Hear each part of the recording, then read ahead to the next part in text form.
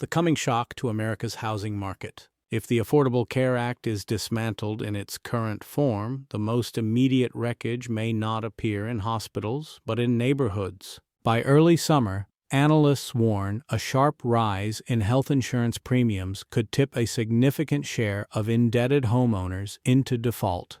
For households operating on thin margins, particularly older, middle-income families, tripled healthcare costs would crowd out mortgage payments with brutal efficiency. What follows is a familiar post-crisis choreography: distressed assets, opportunistic capital, and a rapid transfer of ownership upward. Institutional real estate firms and private equity-backed developers are already positioned to absorb such shocks. Mortgages that falter under the strain of medical costs would likely be acquired at steep discounts, bundled, refinanced, or converted into rental properties. In many cases, the former owners could find themselves leasing back the very homes they once struggled to preserve, effectively converting health insecurity into permanent tenancy. The financial architecture compounds the imbalance. Once transferred into commercial portfolios, these formerly residential loans can be serviced with access to preferential tax treatment, accelerated depreciation, and business deductions unavailable to individual households. Losses are socialized through the tax code. Gains are privatized through rising rents and appreciating property assets. The result is not merely a housing correction, it is a structural reordering of ownership.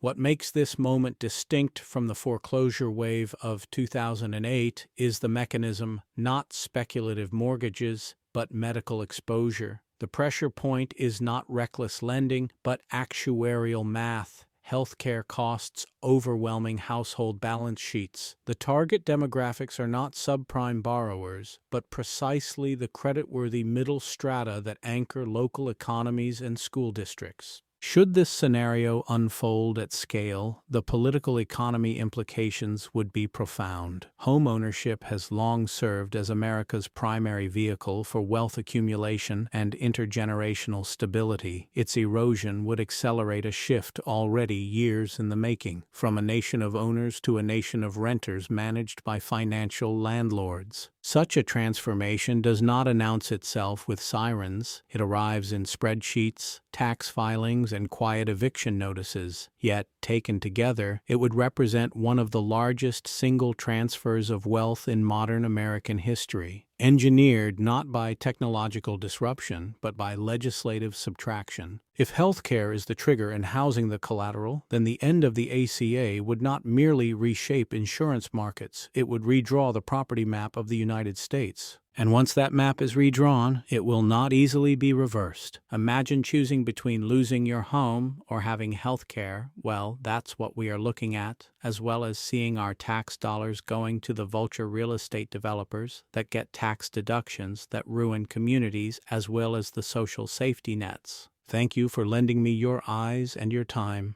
Both are precious currencies in this loud age. If these words stirred something awake in you, I invite you to like, subscribe, and share Carl's Mind Chimes.